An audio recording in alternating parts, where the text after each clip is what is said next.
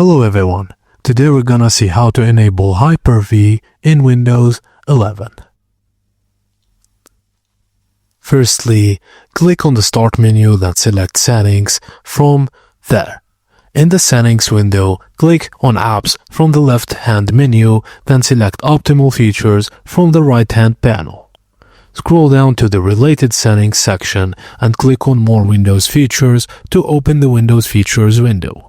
In the Window Features window, locate and check the Hyper-V box.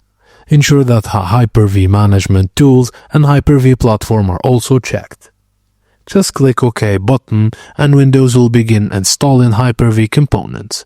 Click Restart Now on prompt and your system will reboot to apply the changes. Once your computer restarts, follow these steps to access Hyper-V. Click on the Start menu, type Hyper-V Manager in the search bar, and click on the Hyper-V Manager app to launch it. Now you can start creating and managing virtual machines on your Windows 11 system. And that's it, guys. Thank you for watching, and please don't forget to like and subscribe for more.